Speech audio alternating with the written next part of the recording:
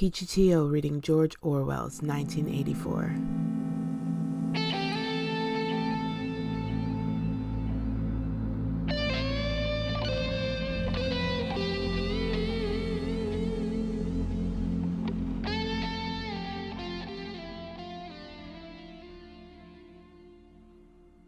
Part 3, Chapter 2. He was lying on something that felt like a camp bed, except that it was higher off the ground and that he was fixed down in some way so that he could not move. Light that seemed stronger than usual was falling on his face. O'Brien was standing at his side, looking down at him intently. At the other side of him stood a man in a white coat holding a hypodermic syringe. Even after his eyes were open, he took in his surroundings only gradually. He had the impression of swimming up into this room from some quite different world, a sort of underwater world far beneath it. How long he had been down there he did not know. Since the moment when they arrested him, he had not seen darkness or daylight. Besides, his memories were not continuous. There had been times when consciousness, even the sort of consciousness that one has in sleep, had stopped dead and started again after a blank interval. But whether the intervals were of days or weeks or only seconds, there was no way of knowing. With that first blow on the elbow, the nightmare had started. Later, he was to realize that all that then happened was merely a preliminary, a routine interrogation to which nearly all prisoners were subjected. There was a long range of crimes, espionage, sabotage, and the like, to which everyone had to confess as a matter of course. The confession was a formality, though the torture was real. How many times he had been beaten, how long the beatings had continued, he could not remember. Always there were 5 or 6 men in black uniforms at him simultaneously. Sometimes it was fists, sometimes it was truncheons, sometimes it was steel rods, sometimes it was boots. There were times when he rolled about the floor as shameless as an animal, writhing his body this way and that in an endless, hopeless effort to dodge the kicks, and simply inviting more and yet more kicks in his ribs, in his belly, on his elbows, on his shins, in his groin, in his testicles, on the bone at the base of his spine. There were times when it went on until the cruel, wicked, unforgivable thing seemed to him not that the guards continued to beat him, but that he could not force himself into losing consciousness. There were times when his nerves so forsook him that he began shouting for mercy even before the beating began, when the mere sight of a fist drawn back for a blow was enough to make him pour forth a confession of real and imaginary crimes.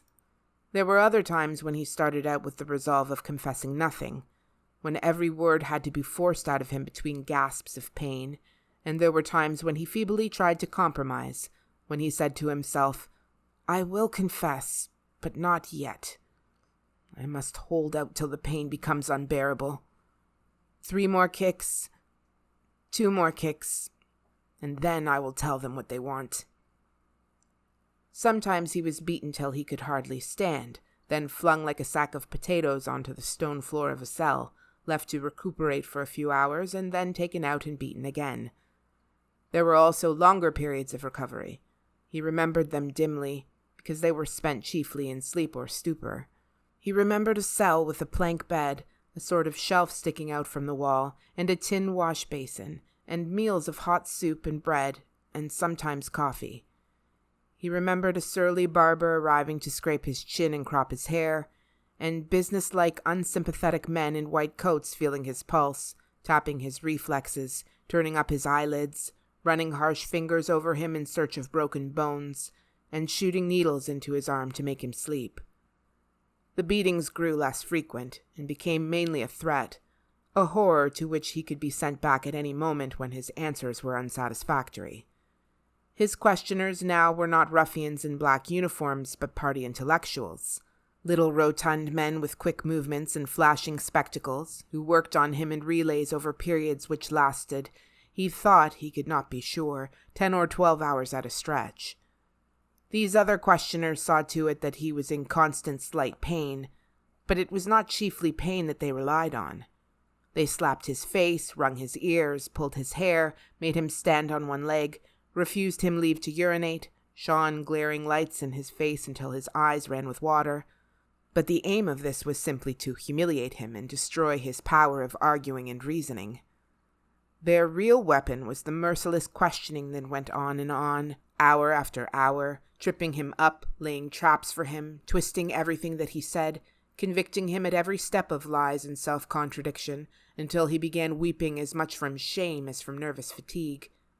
Sometimes he would weep half a dozen times in a single session. Most of the time they screamed abuse at him and threatened at every hesitation to deliver him over to the guards again. But sometimes they would suddenly change their tune, call him comrade, appeal to him in the name of Inksock and Big Brother, and ask him sorrowfully whether even now he had not enough loyalty to the party left to make him wish to undo the evil he had done. When his nerves were in rags after hours of questioning, even this appeal could reduce him to sniveling tears. In the end, the nagging voices broke him down more completely than the boots and fists of the guards. He became simply a mouth that uttered, a hand that signed, whatever was demanded of him. His sole concern was to find out what they wanted him to confess, and then confess it quickly, before the bullying started anew. He confessed to the assassination of eminent party members, the distribution of seditious pamphlets, embezzlement of public funds, sale of military secrets, sabotage of every kind. He confessed that he had been a spy in the pay of the East Asian government as far back as 1968. He confessed that he was a religious believer, an admirer of capitalism, and a sexual pervert. He confessed that he had murdered his wife, although he knew, and his questioners must have known, that his wife was still alive. He confessed that for years he had been in personal touch with Goldstein and had been a member of an underground organization which had included almost every human being he had ever known. It was easier to confess everything and implicate everybody. Besides, in a sense it was all true. It was true that he had been the enemy of the party, and in the eyes of the party there was no distinction between the thought and the deed. There were also memories of another kind. They stood out in his mind disconnectedly, like pictures with blackness all round them. He was in a cell which might have been either dark or light, because he could see nothing except a pair of eyes. Near at hand some kind of instrument was ticking slowly and regularly. The eyes grew larger and more luminous. Suddenly he floated out of his seat, dived into the eyes, and was swallowed up. He was strapped into a chair surrounded by dials under dazzling lights. A man in a white coat was reading the dials. There was a tramp of heavy boots outside.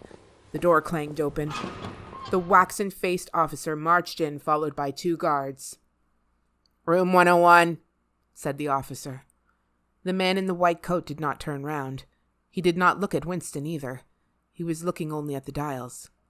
He was rolling down a mighty corridor, a kilometer wide, full of glorious golden light, roaring with laughter and shouting out confessions at the top of his voice. He was confessing everything, even the things he had succeeded in holding back under the torture. He was relating the entire history of his life to an audience who knew it already. With him were the guards, the other questioners, the men in white coats, O'Brien, Julia, Mr. Charrington, all rolling down the corridor together and shouting with laughter. Some dreadful thing which had lain embedded in the future had somehow been skipped over and had not happened. Everything was all right. There was no more pain. The last detail of his life was laid bare, understood, forgiven. He was starting up from the plank bed in the half-certainty that he had heard O'Brien's voice. All through his interrogation, although he had never seen him, he had had the feeling that O'Brien was at his elbow, just out of sight. It was O'Brien who was directing everything. It was he who set the guards onto Winston, and who prevented them from killing him. It was he who decided when Winston should scream with pain, when he should have a respite, when he should be fed, when he should sleep, when the drug should be pumped into his arm. It was he who asked the questions and suggested the answers. He was the tormentor, he was the protector, he was the inquisitor, he was the friend.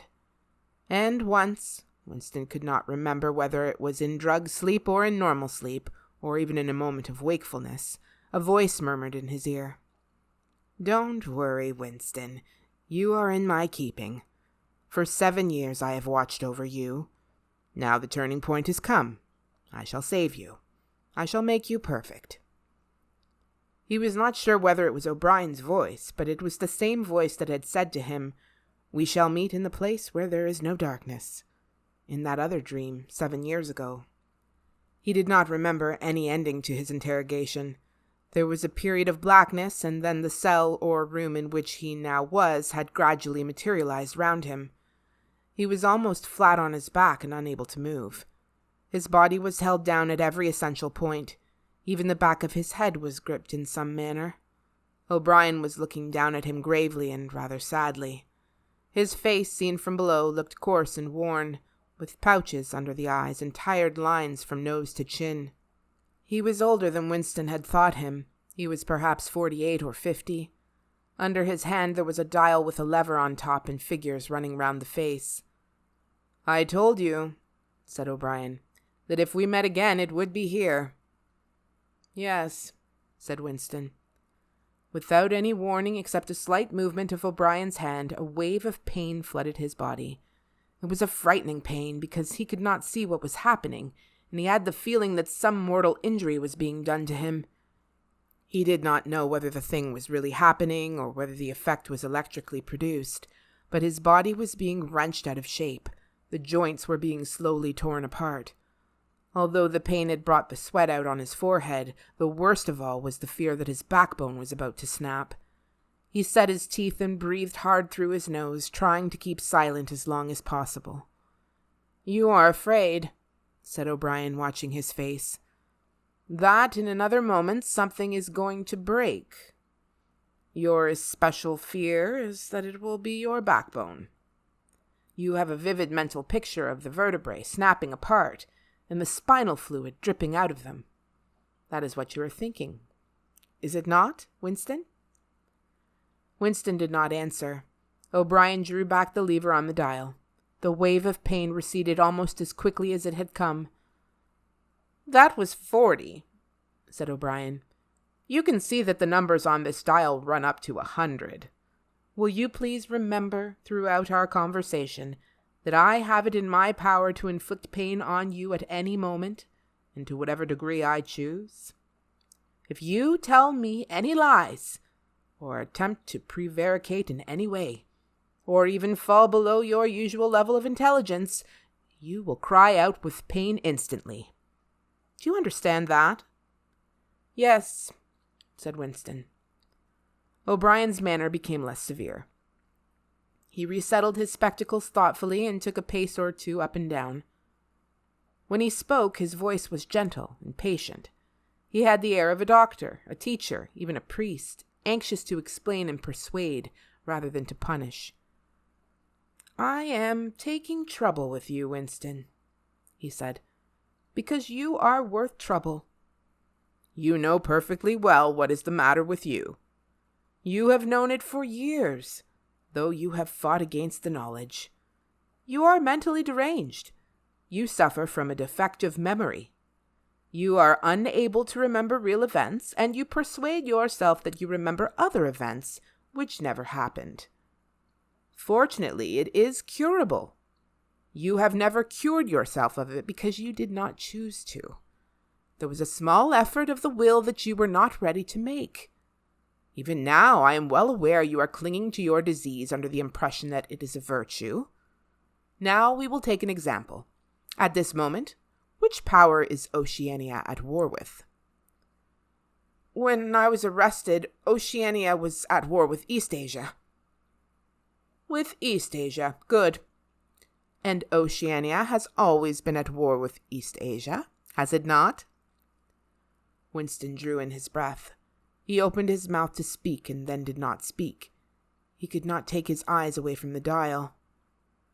"The truth, please, Winston. Your truth. Tell me what you think you remember." "I remember that until only a week before I was arrested, we were not at war with Eastasia at all. We were in alliance with them. The war was against Eurasia. That had lasted for 4 years. Before that—" O'Brien stopped him with a movement of the hand. "Another example," he said. "Some years ago you had a very serious delusion indeed. You believed that 3 men, 3 one-time party members, named Jones, Aronson, and Rutherford, men who were executed for treachery and sabotage after making the fullest possible confession, were not guilty of the crimes that they were charged with. You believed that you had seen unmistakable documentary evidence proving that their confessions were false. There was a certain photograph about which you had a hallucination. You believed that you had actually held it in your hands. It was a photograph something like this. An oblong slip of newspaper had appeared between O'Brien's fingers. For perhaps 5 seconds it was within the angle of Winston's vision. It was a photograph, and there was no question of its identity. It was the photograph. It was another copy of the photograph of Jones, Aronson, and Rutherford at the party function in New York, which he had chanced upon 11 years ago and promptly destroyed. For only an instant it was before his eyes, then it was out of sight again. But he had seen it.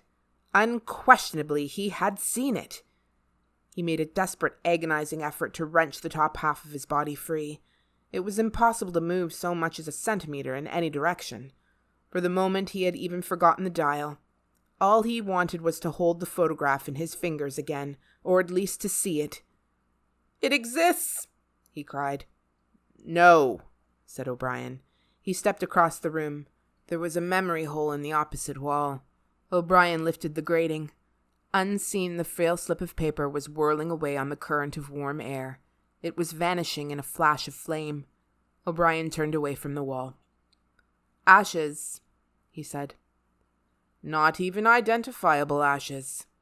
Dust. It does not exist. It never existed." "But it did exist. It does exist. It exists in memory. I remember it. You remember it." "I do not remember it," said O'Brien. Winston's heart sank. That was doublethink. He had a feeling of deadly helplessness. If he could have been certain that O'Brien was lying, it would not have seemed to matter. But it was perfectly possible that O'Brien had really forgotten the photograph. And if so, then already he would have forgotten his denial of remembering it, and forgotten the act of forgetting. How could one be sure that it was simply trickery? Perhaps that lunatic dislocation in the mind could really happen. That was the thought that defeated him. O'Brien was looking down at him speculatively. More than ever he had the air of a teacher taking pains with a wayward but promising child. "There is a party slogan dealing with the control of the past," he said. "Repeat it, if you please." "Who controls the past controls the future. Who controls the present controls the past," repeated Winston obediently. "Who controls the present controls the past," said O'Brien, nodding his head with slow approval. "Is it your opinion, Winston, that the past has real existence?" Again the feeling of helplessness descended upon Winston. His eyes flitted towards the dial.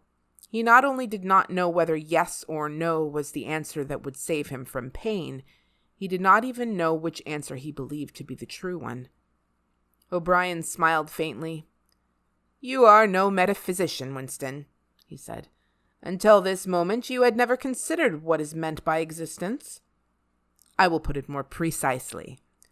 Does the past exist concretely in space? Is there somewhere or other a place, a world of solid objects, where the past is still happening?" "No." "Then where does the past exist, if at all?" "In records. It is written down." "In records, and—" "In the mind. In human memories." "In memory. Very well, then. We, the party, control all records, and we control all memories. Then we control the past, do we not?" "But how can you stop people remembering things?" cried Winston, again momentarily forgetting the dial. "It is involuntary. It is outside oneself. How can you control memory? You have not controlled mine." O'Brien's manner grew stern again. He laid his hand on the dial. "On the contrary," he said, "you have not controlled it.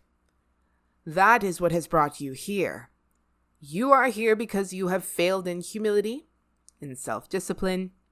You would not make the act of submission which is the price of sanity. You preferred to be a lunatic, a minority of one. Only the disciplined mind can see reality, Winston.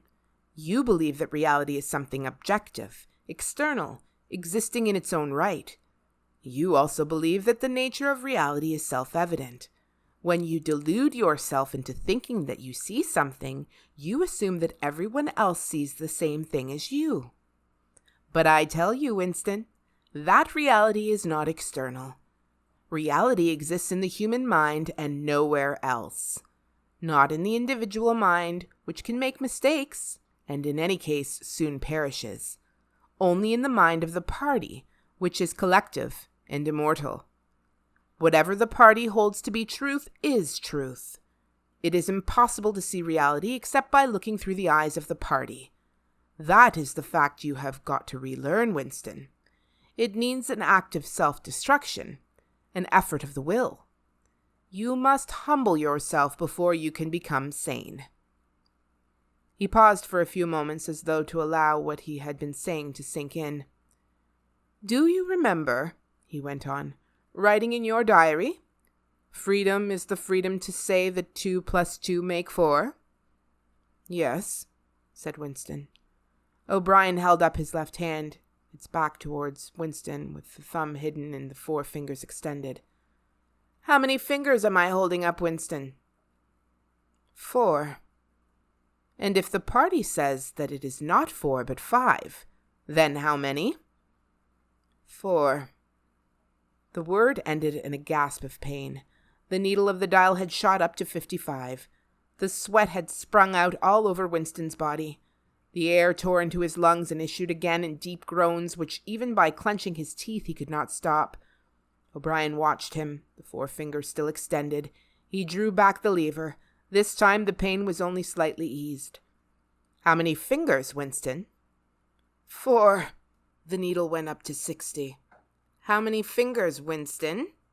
4. 4. What else can I say? 4. The needle must have risen again, but he did not look at it.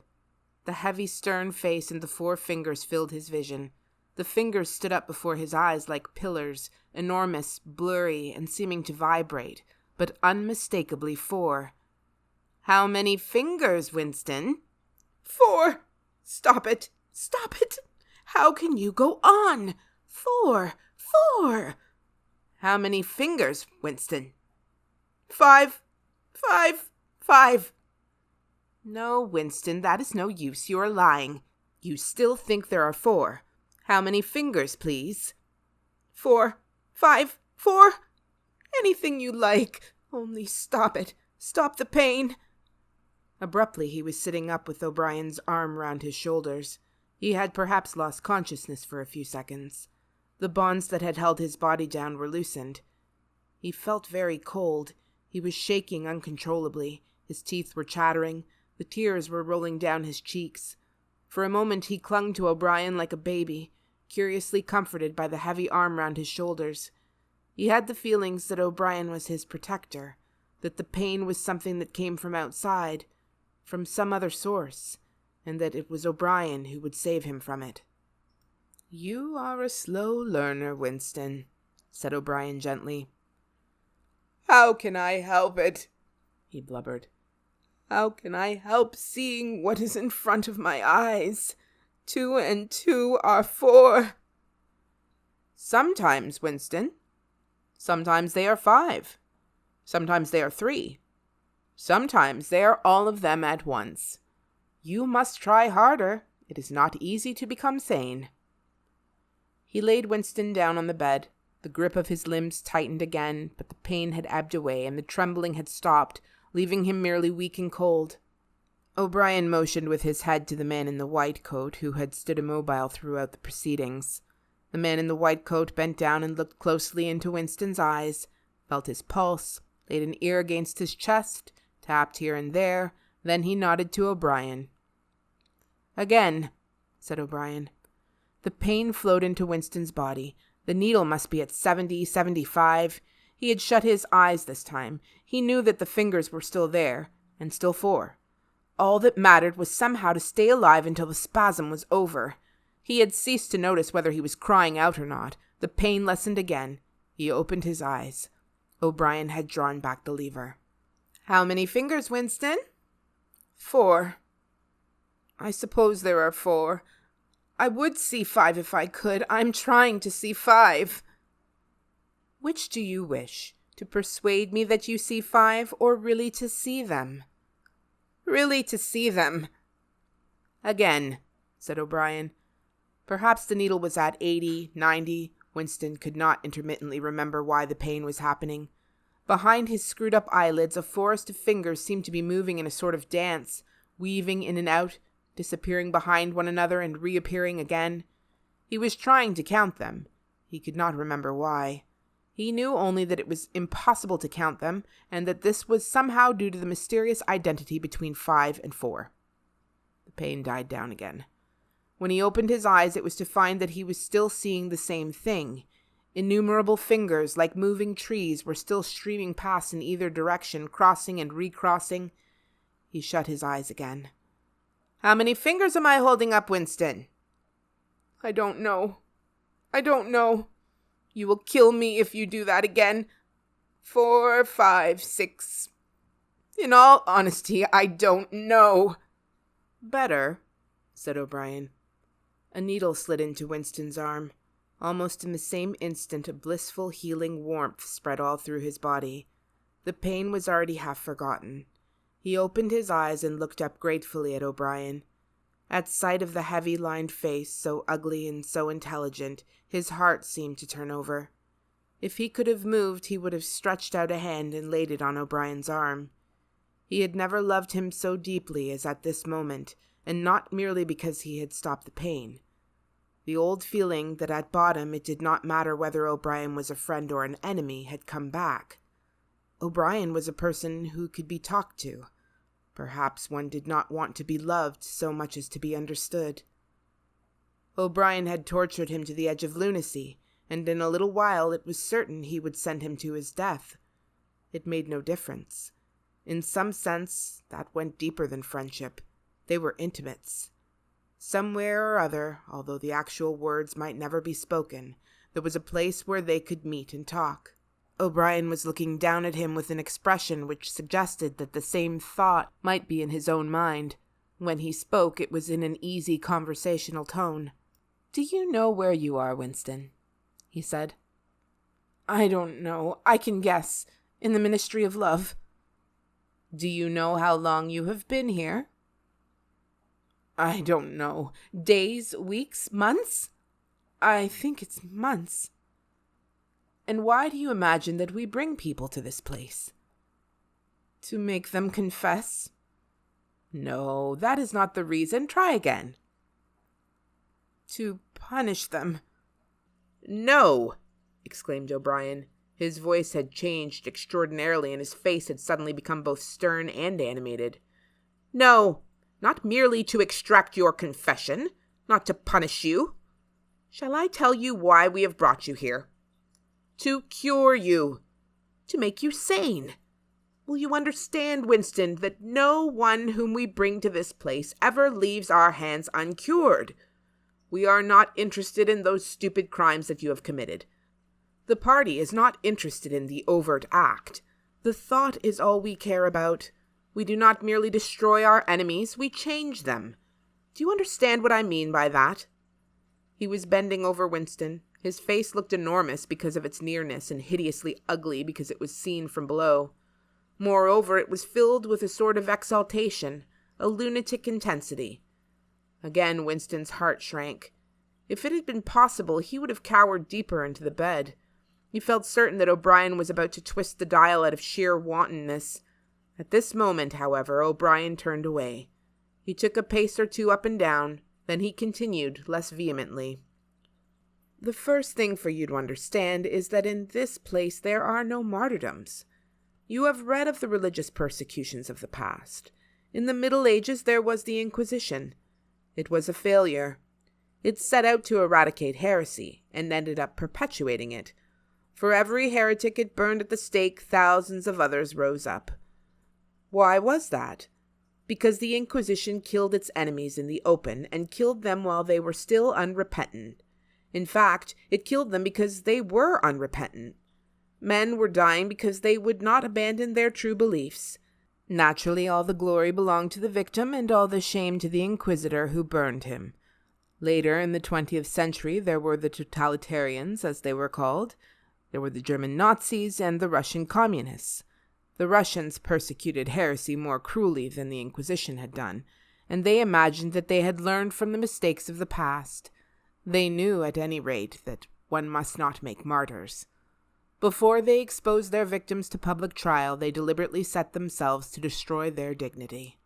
They wore them down by torture and solitude until they were despicable, cringing wretches, confessing whatever was put into their mouths, covering themselves with abuse, accusing and sheltering behind one another, whimpering for mercy. And yet, after only a few years, the same thing had happened over again. The dead men had become martyrs, and their degradation was forgotten. Once again, why was it? In the first place, because the confessions that they had made were obviously extorted and untrue. We do not make mistakes of that kind. All the confessions that are uttered here are true. We make them true. And above all, we do not allow the dead to rise up against us. You must stop imagining that posterity will vindicate you, Winston. Posterity will never hear of you. You will be lifted clean out from the stream of history. We shall turn you into gas and pour you into the stratosphere. Nothing will remain of you, not a name in a register, not a memory in a living brain. You will be annihilated in the past as well as in the future. You will never have existed. Then why bother to torture me? Thought Winston with a momentary bitterness. O'Brien checked his step as though Winston had uttered the thought aloud. His large, ugly face came nearer, with the eyes a little narrowed. You are thinking, he said, that since we intend to destroy you utterly, so that nothing you say or do can make the smallest difference, in that case, why do we go to the trouble of interrogating you first? That is what you were thinking, was it not? Yes, said Winston. O'Brien smiled slightly. You are a flaw in the pattern, Winston. You are a stain that must be wiped out. Did I not tell you just now that we are different from the persecutors of the past? We are not content with negative obedience, nor even with the most abject submission. When finally you surrender to us, it must be of your own free will. We do not destroy the heretic because he resists us. So long as he resists us, we never destroy him. We convert him. We capture his inner mind. We reshape him. We burn all evil and all illusion out of him. We bring him over to our side, not in appearance, but genuinely, heart and soul. We make him one of ourselves before we kill him. It is intolerable to us that an erroneous thought should exist anywhere in the world, however secret and powerless it may be. Even in the instant of death we cannot permit any deviation. In the old days the heretic walked to the stake still a heretic, proclaiming his heresy, exulting in it. Even the victim of the Russian purges could carry rebellion locked up in his skull as he walked down the passage waiting for the bullet. But we make the brain perfect before we blow it out. The command of the old despotisms was thou shalt not. The command of the totalitarians was thou shalt. Our command is thou art. No one whom we bring to this place ever stands out against us. Everyone is washed clean. Even those 3 miserable traitors in whose innocence you once believed, Jones, Aronson, and Rutherford. In the end, we broke them down. I took part in their interrogation myself. I saw them gradually worn down, whimpering, groveling, weeping. And in the end, it was not with pain or fear, only with penitence. By the time we had finished with them, they were only the shells of men. There was nothing left in them except sorrow for what they had done, and love of Big Brother. It was touching to see how they loved him. They begged to be shot quickly so that they could die while their minds were still clean. His voice had grown almost dreamy. The exaltation, the lunatic enthusiasm was still in his face. He is not pretending, thought Winston. He is not a hypocrite. He believes every word he says. What most oppressed him was the consciousness of his own intellectual inferiority. He watched the heavy yet graceful form strolling to and fro, in and out of the range of his vision. O'Brien was a being in all ways larger than himself. There was no idea that he had ever had, or could have, that O'Brien had not long ago known, examined, and rejected. His mind contained Winston's mind. But in that case, how could it be true that O'Brien was mad? It must be he, Winston, who was mad. O'Brien halted and looked down at him. His voice had grown stern again. "Do not imagine that you will save yourself, Winston, however completely you surrender to us. No one who has once gone astray is ever spared. And even if we chose to let you live out the natural term of your life, still you would never escape from us. What happens to you here is forever. Understand that in advance. We shall crush you down to the point from which there is no coming back. Things will happen to you from which you could not recover, if you lived 1,000 years. Never again will you be capable of ordinary human feeling. Everything will be dead inside you. Never again will you be capable of love, or friendship, or joy of living, or laughter, or curiosity, or courage, or integrity. You will be hollow. We shall squeeze you empty, and then we shall fill you with ourselves." He paused and signed to the man in the white coat. Winston was aware of some heavy piece of apparatus being pushed into place behind his head. O'Brien had sat down beside the bed so that his face was almost on a level with Winston's. 3,000, he said, speaking over Winston's head to the man in the white coat. Two soft pads, which felt slightly moist, clamped themselves against Winston's temples. He quailed. There was pain coming, a new kind of pain. O'Brien laid a hand reassuringly, almost kindly, on his. "This time it will not hurt," he said. "Keep your eyes fixed on mine." At this moment there was a devastating explosion, or what seemed like an explosion, though it was not certain whether there was any noise. There was undoubtedly a blinding flash of light. Winston was not hurt, only prostrated. Although he had already been lying on his back when the thing happened, he had a curious feeling that he had been knocked into that position. A terrific, painless blow had flattened him out. Also, something had happened inside his head. As his eyes regained their focus, he remembered who he was and where he was, and recognized the face that was gazing into his own. But somewhere or other there was a large patch of emptiness, as though a piece had been taken out of his brain. "It will not last," said O'Brien. "Look me in the eyes.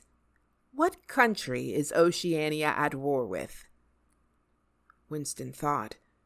He knew what was meant by Oceania, and that he himself was a citizen of Oceania. He also remembered Eurasia and Eastasia, but who was at war with whom he did not know. In fact, he had not been aware that there was any war.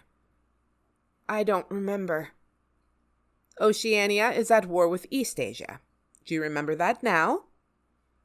"Yes." "Oceania has always been at war with Eastasia, since the beginning of your life, since the beginning of the party, since the beginning of history. The war has continued without a break, always the same war. Do you remember that?" "Yes." 11 years ago, you created a legend about 3 men who had been condemned to death for treachery. You pretended that you had seen a piece of paper which proved them innocent. No such piece of paper ever existed. You invented it, and later you grew to believe in it. You remember now the very moment at which you first invented it. Do you remember that?" "Yes." "Just now I held up the fingers of my hand to you. You saw 5 fingers. Do you remember that?" "Yes." O'Brien held up the fingers of his left hand with the thumb concealed. "There are 5 fingers there.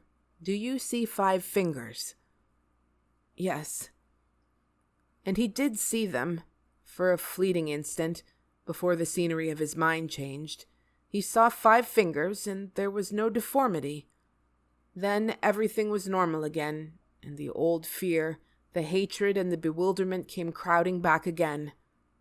But there had been a moment, he did not know how long, 30 seconds perhaps, of luminous certainty, when each new suggestion of O'Brien's had filled up a patch of emptiness and become absolute truth, and when 2 and 2 could have been 3 as easily as 5, if that were what was needed. It had faded out before O'Brien had dropped his hand, but though he could not recapture it, he could remember it, as one remembers a vivid experience at some remote period of one's life when one is in effect a different person. "You see now," said O'Brien, "that it is at any rate possible." "Yes," said Winston.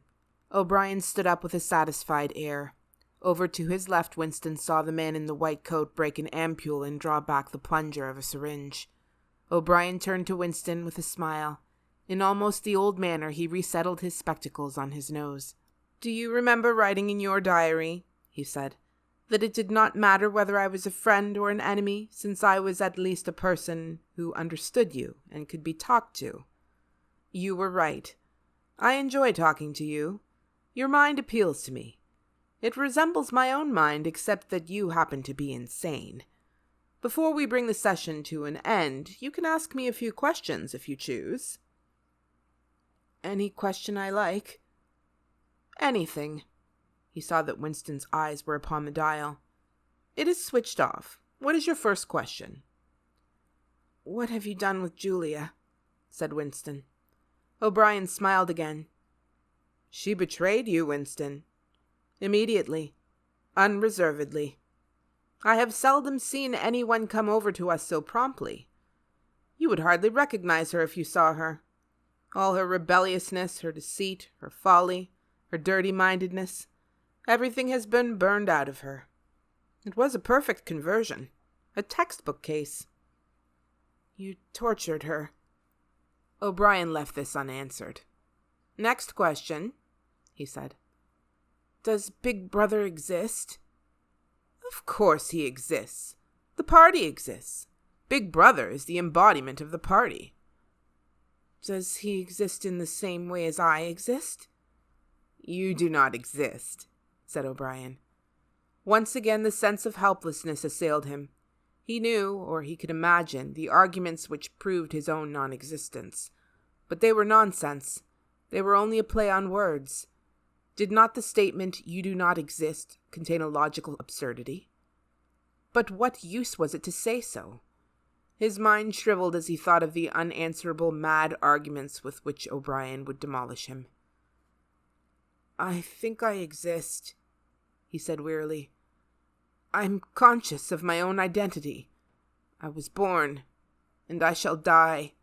I have arms and legs. I occupy a particular point in space. No other solid object can occupy the same point simultaneously. In that sense, does Big Brother exist?" "It is of no importance. He exists." "Will Big Brother ever die?" "Of course not. How could he die? Next question." "Does the Brotherhood exist?" "That, Winston, you will never know. If we choose to set you free when we have finished with you, and if you live to be 90 years old, still you will never learn whether the answer to that question is yes or no. As long as you live, it will be an unsolved riddle in your mind." Winston lay silent. His breast rose and fell a little faster.